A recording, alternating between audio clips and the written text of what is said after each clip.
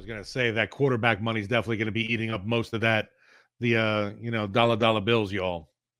Well, that's a good segue because will it? It doesn't have to. If you bring in a Derek Carr, if you trade for a Lamar Jackson, then yes, it will. But if you go with the guy who's already under contract and in the building, then it won't. You just have to eat the $12.8 million that's on his contract. And while, it feels unlikely, that's only if you don't believe the tone and the statement that he made at the HBCU Classic. Is that what it's called? Legacy Bowl. The HBCU Legacy Bowl this weekend, where he and actually Teron Armstead were honorary captains for the game. And he was up in the booth talking to Steve White and Charles Davis about his impending free agency. And Steve White asked Jameis about what are your plans for free agency or something along those lines. And he was quick to correct him that he's not going to be a free agent. He has 1 year under contract. And this is exactly what he said. Technically, I'm not a free agent just yet. Oh, yes. I have 1 more year under contract. But, man, my main thing right now is make sure I stay healthy and be ready to play. That's the only thing that's on my mind. I got to be ready to play because I know when given the opportunity, I'm going to look forward to taking advantage of it. Was that a little bit last year, a little bit of a push being healthy and being ready to play? Because I know you went hard trying to be ready, and I know you're not one to make excuses, but the sense I got was you weren't truly 100% while you were trying to play, to have that health to go out and compete as you normally do. No, I wasn't, but that comes with the territory. Right, that's good. It's part of the thing, but at the same time, it is so important to be able to show your best. It is, because the film doesn't lie. Right. And the film doesn't say... well, he was a little hurt that day. It doesn't say that, so you have to be ready for whatever. Yeah, and this was something we talked about before we came on, and I think the way I interpreted that was they're talking about, or Charles Davis was asking him about weeks 1 through 3, when obviously late in the Falcons game, he had that back injury. Early against the Bucs, he re-aggravated the foot injury from training camp. And then week 3, where he really probably had his biggest struggles in terms of production and mobility, was that Panthers loss. And he just looked bad. And what he's saying there is the film doesn't lie. You're going to turn on that film and he's going to look bad. And the film's not going to have an asterisk on it that said Jameis was playing with significant injuries. It's just film, and bad film is bad film. And so, but I didn't take that as an excuse for later in the season when he was effectively benched. I think he was healthy enough to play at that point, and he would tell you he was healthy enough to play.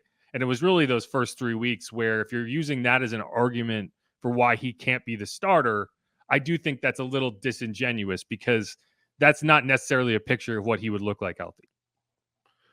No, and I was just wondering now too, am I to interpret that Jameis wasn't healthy even heading into week 1 of the year from the injuries? He was, he's coming back from the knee injury.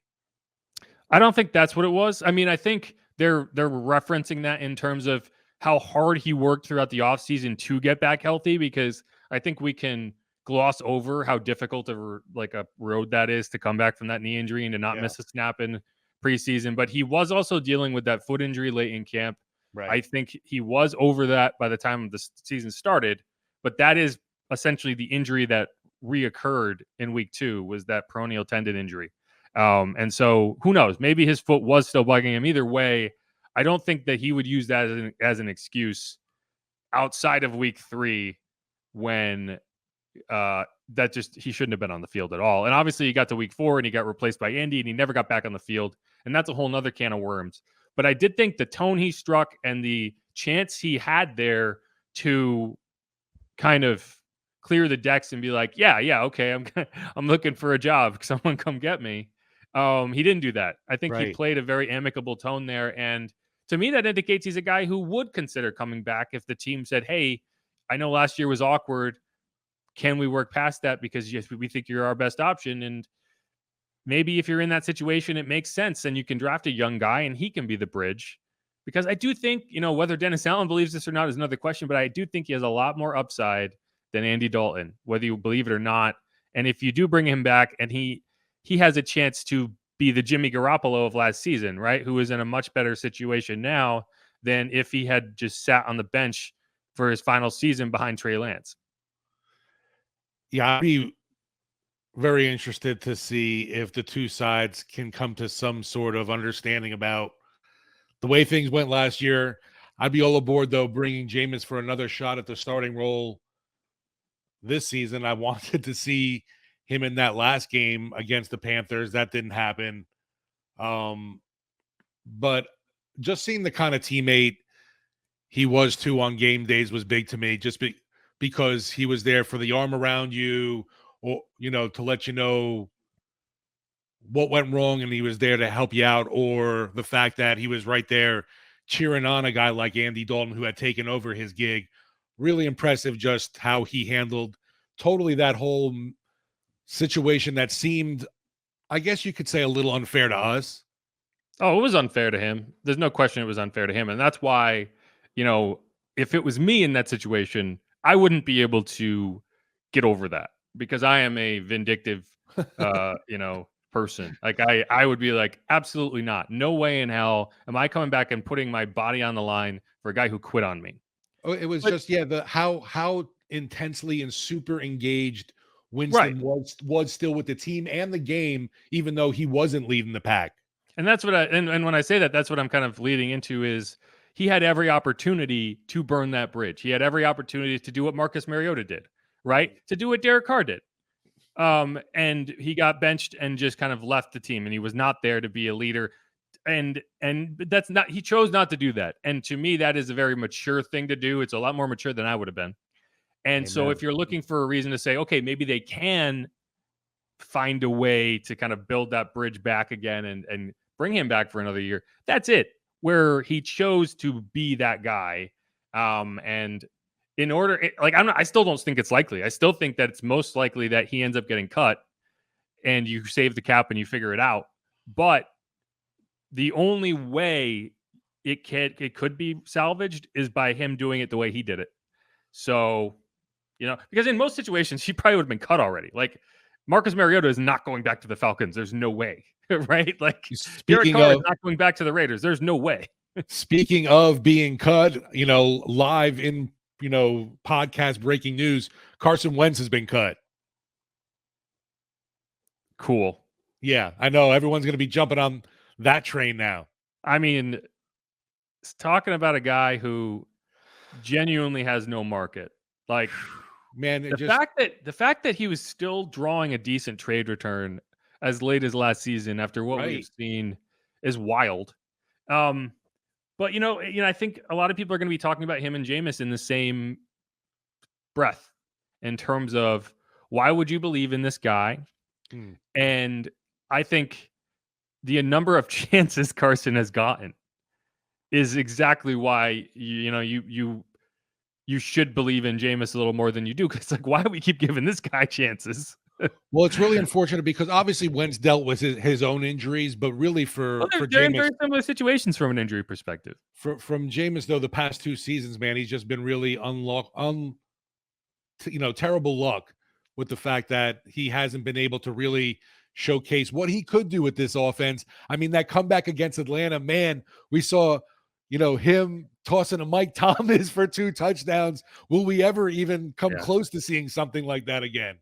It is so funny because if you went back to week 1 of each of the last 2 seasons, the conversations you would have found about how great this team is going to be, were very funny in retrospect when they beat up the Packers 38-3, and then the Packers ended up playing in the NFC Championship, and the Saints missed the playoffs. And this year, you had that incredible comeback from 16 points down in the fourth quarter, and then, obviously the Falcons didn't make the playoffs, but the Saints end up 7-10.